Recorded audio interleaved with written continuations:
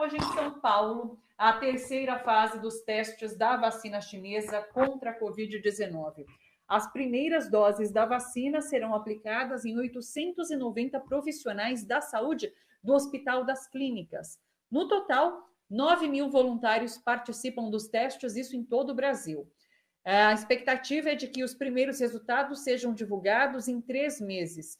O Brasil ultrapassou hoje a marca de 80.000 mortos pela Covid-19 e os infectados ultrapassam 2 milhões de casos.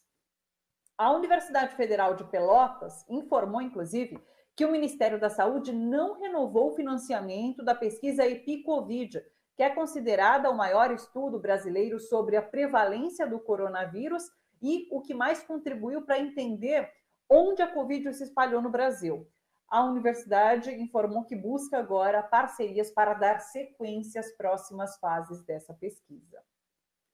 Dias Toffoli, do STF, suspendeu buscas e apreensões no gabinete de José Serra. O senador é alvo pela segunda vez de operação da Polícia Federal, que investiga Caixa 2 nas eleições de 2014.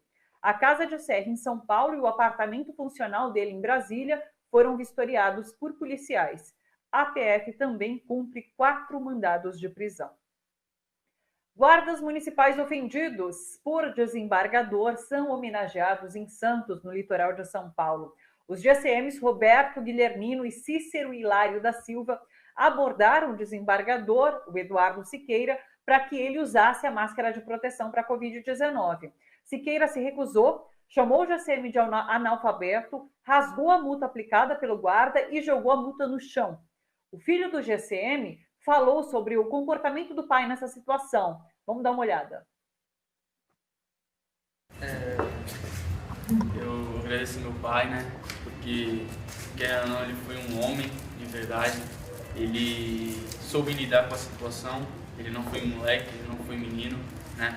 E eu creio que Deus ele deu paciência pro meu pai. Sei que meu pai não perdeu a cabeça, pois quando ele chegou em casa, ele não descontou na família, não descontou no filho e nem na esposa.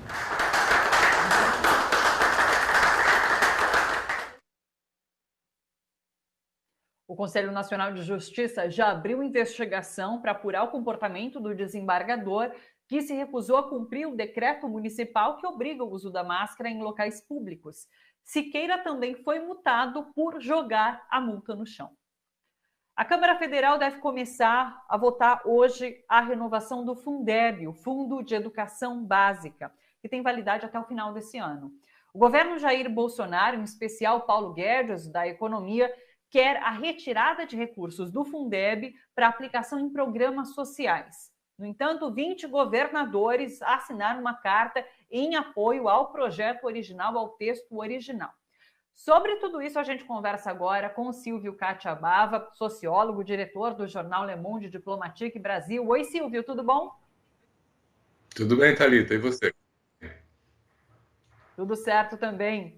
Silvio, eu queria conversar um pouquinho com você sobre força política no Congresso, na Câmara, nesse momento, porque é um teste, de alguma forma, para o Centrão, para ver se ele vai se aliar a essa base bolsonarista de acordo com os desejos do Planalto do governo Bolsonaro. Isso seria um teste em relação a outros projetos que também serão submetidos pelo governo e que precisam do apoio desses parlamentares, né? A gente, inclusive, tem uma postagem aqui da Sâmia Bonfim, deputada, e ela publicou que deputados bolsonaristas e do Centrão não registraram, inclusive, presença para que essa sessão de hoje, de discussão do Fundeb, de votação do Fundeb, não tenha quórum, que seja adiada de novo essa sessão. Então, assim, a gente começa a perceber esse jogo de forças no Congresso, né?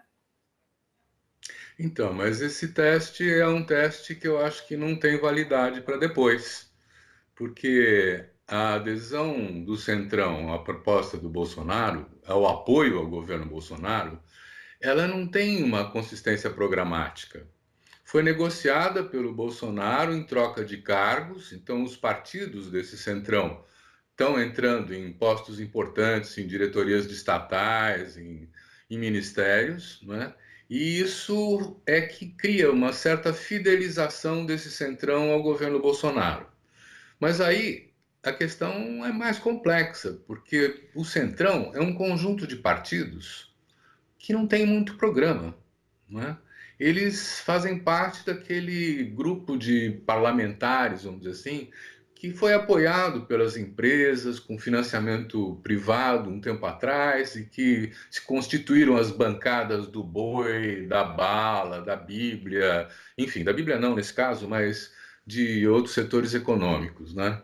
Então, a fidelidade a eles é ao partido ou é ao grupo que o financiou e ao qual eles estão relacionados, né? Então, esse é o primeiro passo de discussão sobre a questão do papel do Centrão. Lembra que o Bolsonaro, quando ele assumiu, ele falou assim: eu não quero nenhum vínculo com partidos políticos, porque todos esses partidos são corruptos, são comprometidos, e agora ele vai buscar o Centrão para fazer esse apoio, não é? Quer dizer, temas importantes como o Fundeb, temas importantes como a reforma tributária, que está começando a ser discutida também, vão ter essa clivagem de interesses. Eu duvido que o Centrão haja de uma maneira homogênea, vamos dizer assim, frente a esses temas. Por exemplo, em questão da reforma tributária, há uma área que é o setor de serviços que está se opondo a essa reforma, porque eles acham que vão pagar mais, né? E, inclusive, estão cobrando uma desoneração dos seus custos empresariais com relação à folha de trabalho. Veja aí que quem de novo vai sofrer a penalização disso, né? Quer dizer, é o grande conjunto dos trabalhadores, né? E a reforma tributária não é um tema tranquilo. Ela, inclusive, não está resolvendo o assunto. Estão falando numa nova CPMF, por exemplo, porque o empresariado está resistindo a aumentar a sua carga tributária, né? Como se ele fosse enormemente tributado. Nós não podemos esquecer que existe uma isenção de mais de 300 bilhões de reais de impostos devidos por esse setor empresarial que foram isentados por esse governo porque era um estímulo, vamos dizer assim, a que esses negócios sobrevivessem e crescessem. Foi repassada uma quantidade muito grande de recursos aos bancos que, na verdade, não fizeram as suas linhas de crédito, não é?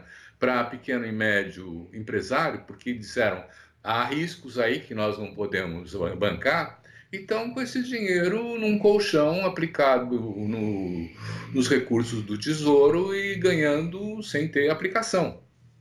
Então é um mundo muito complexo esse, vamos dizer assim, dos interesses em jogo no Congresso. Mas também nós não podemos esquecer que esse ano tem eleições municipais, né? Ainda, mesmo adiadas, tem. Então há uma fidelização também desses parlamentares a uma agenda eleitoral local, de onde eles são originários, né? Que também vai levantar a questão do pacto federativo, não é? Quer dizer, quanto vai desse dinheiro do orçamento nacional para os municípios, para os estados e para a federação? Aqui é o contrário dos países que conseguiram conquistar uma grande qualidade de vida. Se você pensar, por exemplo, os países nórdicos, não é?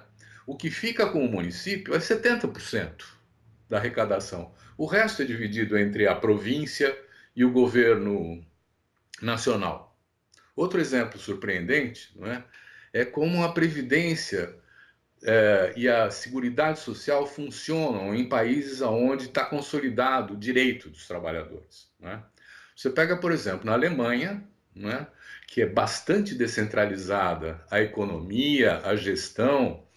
Uma pessoa desempregada, ela notifica o poder local de que ela está precisando desse auxílio emergência, em 3 dias tem 5 mil euros na sua conta. Quer dizer, fica parecendo hoje uma piada aqui, porque nós não temos nenhum paralelo com essa realidade, né? Mas você veja como é eficiente em outros lugares. E aqui, por exemplo, a questão do auxílio emergencial, há uma orientação explícita do Ministério da Economia que diz assim: nós precisamos recusar 33% dos pedidos, porque o orçamento que a gente quer gastar não permite mais, né? E a gente tem uma quantidade muito grande de dinheiro, eu diria 80% indo para o apoio aos empresários e 20% indo para o auxílio emergência para os trabalhadores que perderam o seu trabalho, né? Então, todas essas questões estão cruzando. Nós vamos ter, inclusive, agora uma nova manifestação da greve dos entregadores, né, de bike, de moto e tal, que estão mostrando tensões. Essas tensões vão ter implicações nas eleições municipais e, por isso mesmo, vão repercutir também no Congresso. Então, eu não diria que o teste do teste do Centrão é um teste que vale para sequentes votações do governo. Ele vai ter que ser negociado ponto a ponto. É uma coisa o Fundeb, é uma coisa a reforma tributária, enfim, quer dizer, tem aí um campo muito grande de dificuldades para o governo que não sabe negociar, né? E o Ministério da Economia, inclusive, segurando o dinheiro que deveria soltar hoje em dia, como todos os países que estão enfrentando a Covid estão fazendo, né? Então é uma coisa difícil de acreditar que o Centrão vai agir de uma maneira homogênea, não é? E que não vai ser chantagem cada vez maior sobre o governo Bolsonaro. Então nós queremos mais isso, mais aquilo outro, para conseguir aprovar alguns projetos polêmicos, não é? Vamos ver o que acontece. Você fala sobre essa dificuldade de negociar, porque, inclusive, muitas vezes o governo dá uma palavra, fala algo sobre o que está em votação, e a economia, o Ministério da Economia fala outra coisa. Então, mesmo ali dentro do governo, há divergências, a gente percebe, né? Há divergências, eu acho que. Mas as divergências são pontuais, porque o Guedes obedece, né? Quer dizer, ele está fazendo o trabalho dele, ele não consegue sair da sua cartilha neoliberal, né? Hoje em dia, os países, eu diria que a grande maioria dos países, eu não me lembro de algum que esteja fazendo a política que o Brasil está fazendo, né? Estão entendendo que o papel do Estado é fundamental para reerguer a economia e que o investimento público é central, né? E o Guedes quer privatizar, acabar com o Estado e acabar com o investimento público. Então não tem como a economia decolar de novo desse jeito. O que significa um horizonte de algum tempo, vamos dizer assim, lamentavelmente, alguns anos, que nós vamos correr atrás do prejuízo, não é? Quer dizer, o Brasil já tem passado por uma década de frágil economia, e hoje o desenho de ter, por exemplo, um PIB, uma queda no PIB da ordem de 10% esse ano, um aumento brutal do desemprego que se anuncia, né, vai colocar esse governo em tensão, porque se ele continuar com a Bolsa Emergência, com o auxílio emergência, e tiver que tirar recursos de algum lugar para isso, ele vai ter que mexer com a questão da tributação. Mas não só sobre os trabalhadores, vai ter que também tributar, né, o empresariado, o setor mais rico, o setor financeiro, a propriedade, os dividendos e os tributos, né, que são absolutamente legítimos. Isso não é violência nenhuma, isso faz parte da regra do jogo, das leis, né? O que não está sendo cumprido são as leis, ou burladas através de mecanismos das isenções, né?